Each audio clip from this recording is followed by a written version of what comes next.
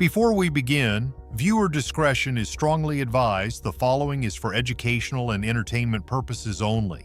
The courtroom was unprepared for what unfolded. Reporters hadn't anticipated his presence, and his name wasn't on any witness list. But when Jim Carrey entered through the courtroom doors, somber, devoid of his trademark grin, and carrying an air of gravity, the room fell silent. Known for his comedic genius, his exaggerated expressions, and his ability to light up a screen, Carrey wasn't there to perform. He was there to unburden himself, and what he revealed was nothing short of shattering. Carrey's testimony wasn't just unsettling, it was explosive. He spoke of actions he still struggles to discuss without trembling, admitting that his rise to fame wasn't solely due to talent, but involved acquiescence to dark demands. At the heart of it all, he named Sean "Diddy" Combs as a central figure. His voice wavering, Carrey described rituals illuminated by flickering candles, ice-filled bathtubs, and the presence of influential Hollywood figures who watched as he was drawn into their world. This wasn't just testimony. It was a raw, almost spiritual confession that altered the course of the trial. No cameras were prepared, no reporters had reserved a seat for this moment. Yet when Jim Carrey stepped into the courtroom that morning, the atmosphere shifted instantly. The man famous for his larger-than-life persona, his elastic-faced comedy, and his ability to make audiences roar with laughter didn't resemble himself. Dressed in a dark overcoat, sunglasses shielding his eyes, and an expression so vacant it unnerved even veteran journalists, Carrey moved with the weight of a man confronting something deeply frightening. The trial, already charged with tension from Diddy's proceedings, came to a standstill. Even the judge paused, glancing up from his notes. A bailiff whispered to the prosecutor, and the words "Jim Carrey is here to testify" reverberated like a shockwave. No one had anticipated this. Carrey carried a manila folder gripped tightly as if it held secrets he'd guarded for years. His steps were measured, deliberate. Diddy, seated at the defense table, turned to look at him. At first, there was confusion in Diddy's gaze, but as Carrey approached the witness stand, something else flickered in his eyes. Perhaps recognition, perhaps fear. "I'm not here for vengeance," Carrey said quietly, removing his sunglasses as he neared the stand. "I'm here to speak truths I've never voiced before." He raised his right hand, took the oath, and sat, drawing a deep breath. For the first time in the trial, the focus wasn't on attorneys, prosecutors, or expected witnesses. It was on a man who had built his career on humor, now shedding that mask to reveal what lay beneath. What followed left the courtroom stunned. "I've done things I can barely speak of without my voice breaking," Carrey said, his tone barely above a whisper. And Sean Combs was at the center of it. The room seemed to lose its air. No one stirred. A few hands covered mouths in shock, and one juror averted their gaze. Gripping the witness stand, Carrey continued. "What I witnessed, what I was asked to do, what I agreed to, thinking it was the price of success, it haunts me still." The judge leaned forward, urging him to go on. What Carrey revealed next would dominate headlines, but in that moment it was simply a man, trembling yet resolute, breaking decades of silence. The tension in the courtroom remained palpable. No one dared interrupt. Carrey, his face pale and his voice unsteady but clear, had just voiced what Hollywood had long feared he might reveal. "I was funny, but that wasn't enough," he said, recounting his early days in the late 1980s and early 1990s, struggling in Los Angeles. He performed stand-up in dimly lit clubs, relying on impersonations and physical comedy to earn laughs.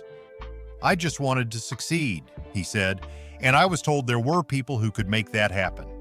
Invitations came through a go-between, Carrey explained, describing how he was summoned to a lavish home in the Hollywood Hills, owned by someone with significant influence. That person, he later discovered, was Sean "Diddy" Combs. "I didn't even know who he was back then," Carrey said. Combs was newer to the music scene, but already known as someone with powerful connections, not just in music, but in film as well. Offers followed, but they came with conditions.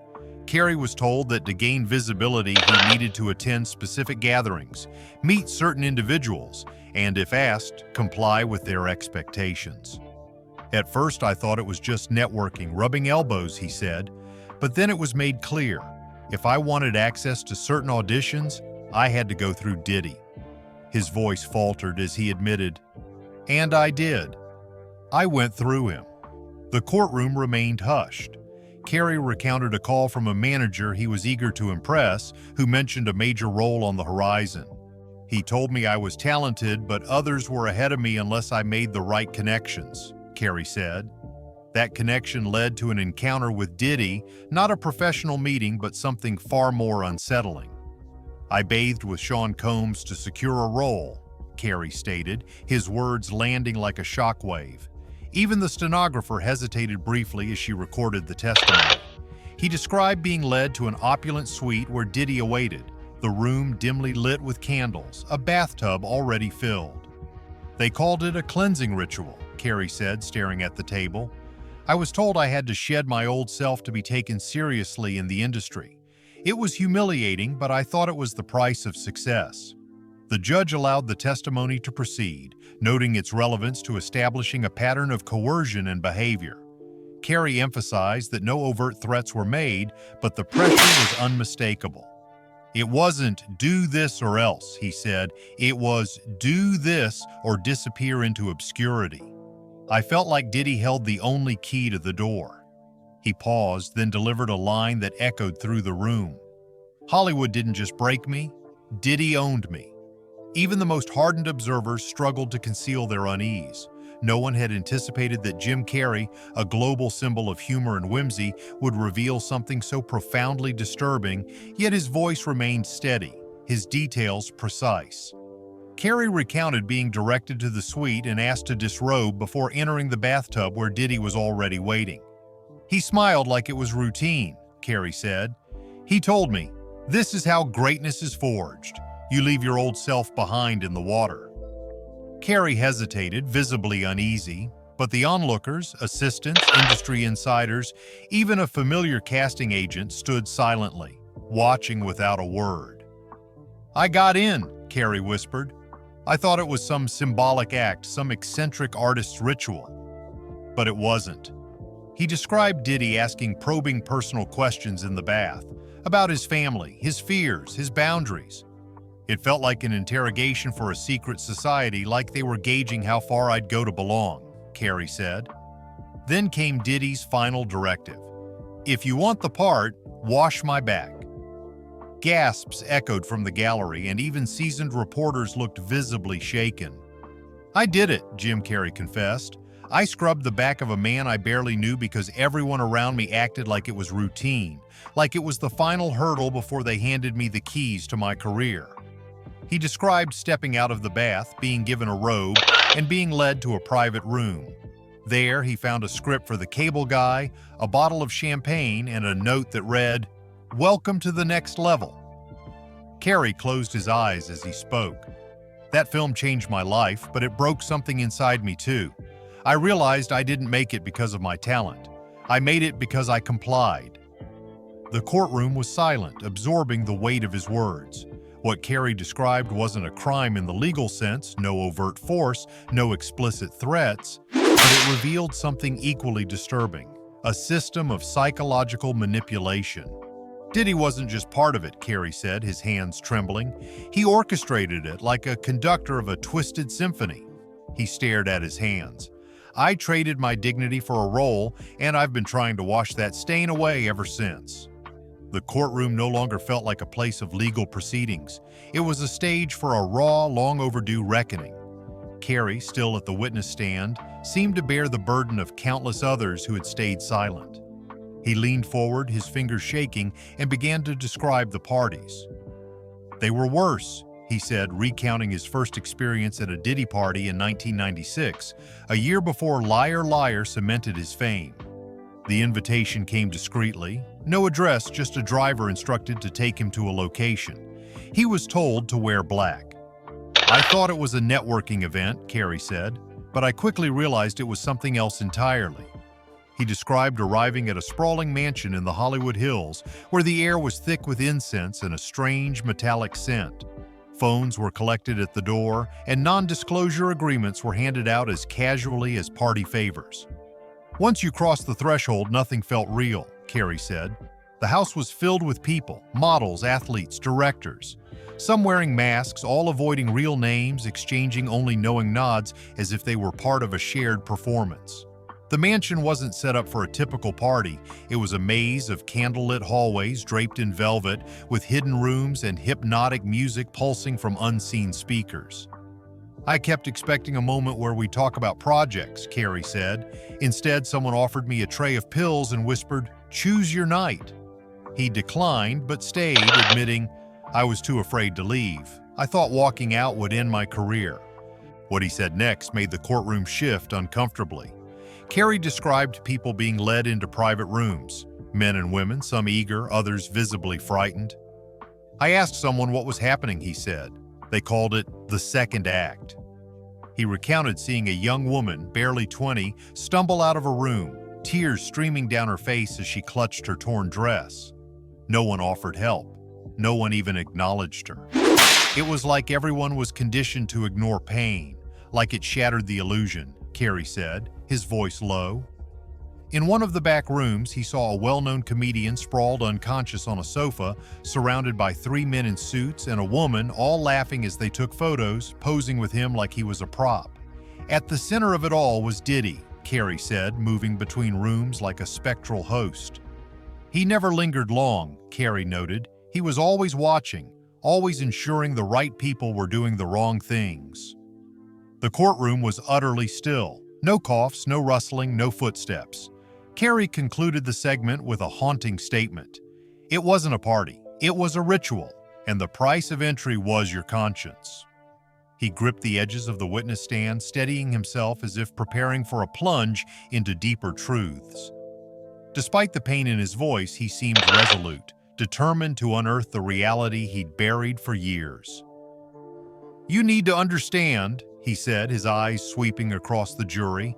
"Everything I witnessed was connected to Diddy. Every room, every deal, every name I was told to keep quiet about, it all traced back to him." Carrey described being repeatedly invited to similar events over the years, different venues, but the same eerie setup, the same unspoken rules, and the same mix of people. Models, executives, influencers, and actors, often those teetering on the edge of their big break. "They targeted you when you were most vulnerable," he said, "right before your career took off, when you still needed their approval." He recounted an incident in 2001 when he brought a fellow actor to one of these gatherings, someone he described as a face you'd recognize from every comedy you love. That actor, Carrey said, left halfway through the night and never returned. Years later, Carrey received a message from him. "Thank you for not stopping me from leaving. I was about to lose my soul." Then came a chilling revelation. There were people stationed at every level, Carrey said. These weren't just parties, they were surveillance operations. They watched who complied, who resisted, who needed a reminder that silence was safer than honesty.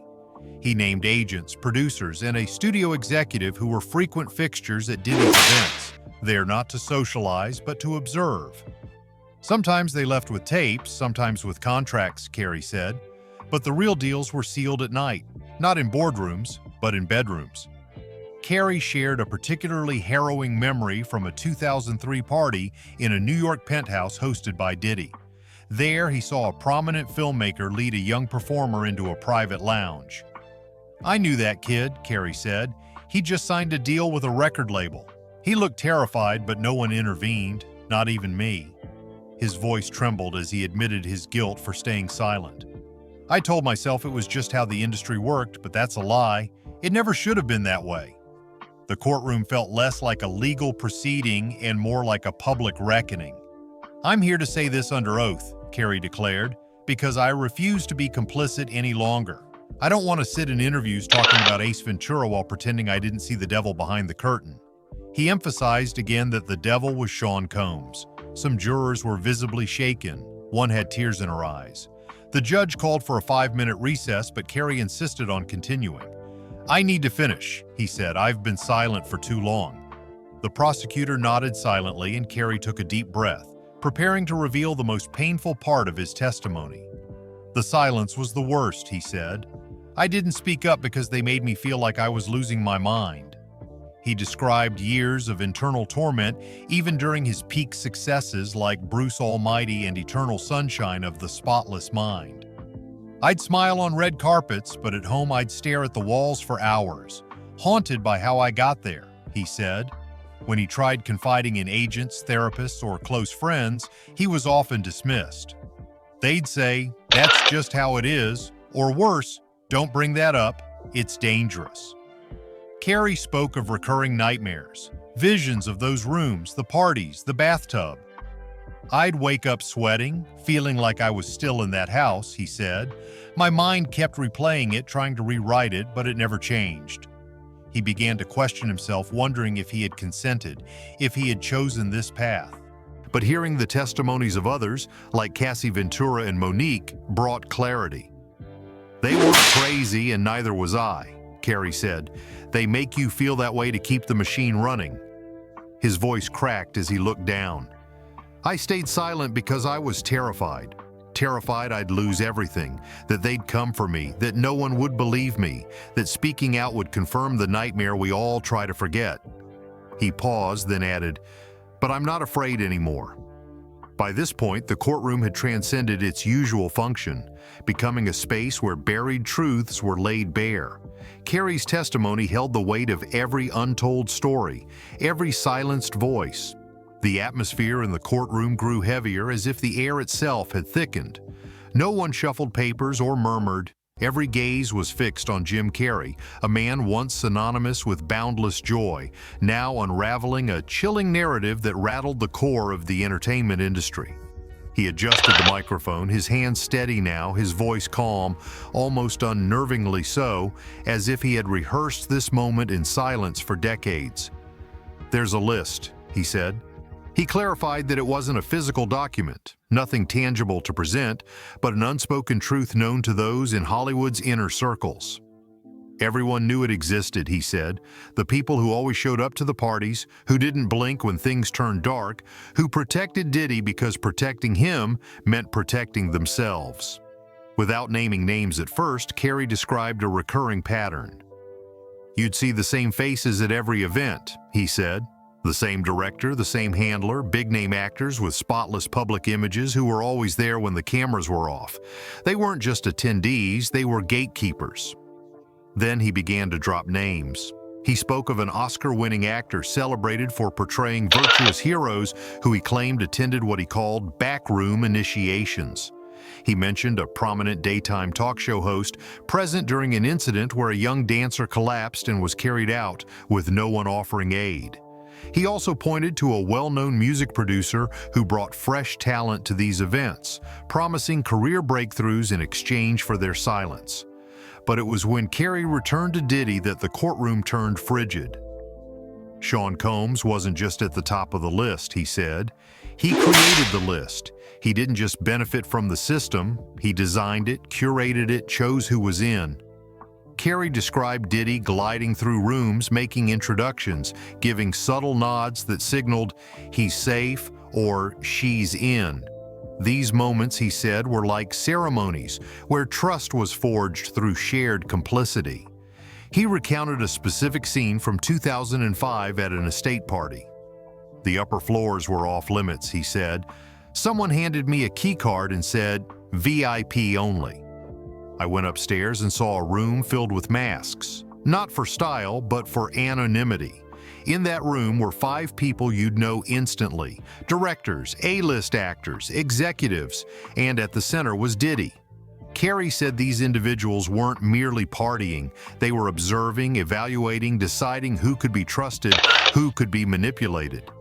"The higher you climbed in that house," he told the jury, "the lower the morality sank." These weren't one-off events. They were orchestrated, and Diddy was the maestro. If Carrey's earlier testimony had been marked by a trembling but resolute honesty, what followed broke that composure entirely. He fell silent for a long moment, so long that the judge nearly asked if he needed a break. Then, staring at some unseen point beyond the courtroom walls, Carrey's eyes welled with tears. "This is the part I've struggled most to say," he said, his voice breaking. "It sounds insane, but it's true, and I've carried it for too long. He leaned forward, clutching the stand. "You don't become famous in this town without being touched. Not always physically, but spiritually, emotionally, mentally. Someone, somewhere, has to get inside you, break something, and reshape you in their image." The gallery was motionless. "I thought I could dodge it," Carrey continued, "that I could laugh it off, be the funny guy, stay harmless. But when it came time to level up, to go from comic to leading man, I was told I had to walk through the flames," Jim Carrey said, his voice steady but heavy. And the man holding the torch was Sean Combs. He began cataloging the psychological wounds he carried, like a soldier recounting battle scars, panic attacks, dissociation, a deep-seated self-loathing. He spoke of days on set where he'd deliver lines, spark laughter, then retreat to his trailer to weep in silence. "I couldn't tell anyone," he said. "Admitting it would have meant I was weak, and in Hollywood, weakness makes you vanish." Carrey revealed a moment in 2007 after filming The Number 23 when he contemplated ending his life. "I was done, not just with acting, but with existing," he said. "If this was what success felt like, I wanted no part of it." He recalled stumbling across a photo online from one of Diddy's parties, a picture he didn't know had residual had been taken. In the background, he saw himself, eyes glassy, drugged, standing beside someone he couldn't even recall meeting. "That's when it hit me," he said. "I wasn't living, I was surviving." The prosecution remained silent, offering no objections, no cross-examination. No one dared interrupt what felt like a man purging decades of pain in real time. In a voice barely above a whisper, Carrey said, "They stole my laughter, my light." And the man holding the match was right there at every party, smiling while we burned. The courtroom was frozen, not out of reverence, but sheer shock. Even Diddy's legal team, which had been quick to challenge earlier testimonies, sat motionless. Whatever defense they'd prepared was irrelevant now. Carrey's raw truth had seized the room. He steadied himself, tears gone, replaced by a solemn resolve. "I don't want him to go to prison for what he did to me," Carrey said, glancing at Diddy. "I want him to go to prison for what he did to all of us." He described the entertainment industry as a predatory machine, preying on the dreams of the young, the desperate, the ambitious. "They make you think it's about talent," he said. "That's the lie. They dangle opportunity, then wait to see what you'll sacrifice." He mentioned others who faced similar pressures, many now faded into obscurity. Some couldn't do it, some broke. The ones who didn't make it weren't weak, they were human. Then came a final, chilling detail.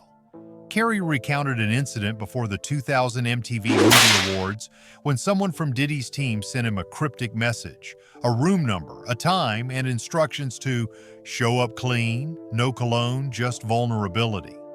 He didn't go, but the next day his publicist informed him he'd been dropped from a major endorsement deal. No explanation given. Carrey paused, his voice barely audible but resolute. "Sean Combs doesn't need to say the words. He just makes the call. He made me do it, and I'm still paying the price." The judge asked if he had any final words. Carrey looked around the room, addressing everyone and no one. "To anyone watching, anyone who thinks I'm exaggerating or delusional, I hope you're right. I hope I'm the crazy one. Because if I'm not, this industry is sicker than anyone could imagine." With that, he stepped down from the stand.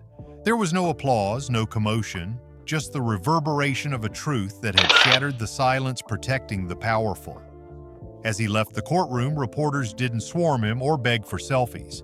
They simply watched, as if witnessing a man who had emerged from a storm invisible to all but him. Behind him, Diddy sat in silence. Jim Carrey hadn't come to perform, he'd come to testify, and his words would haunt Hollywood forever.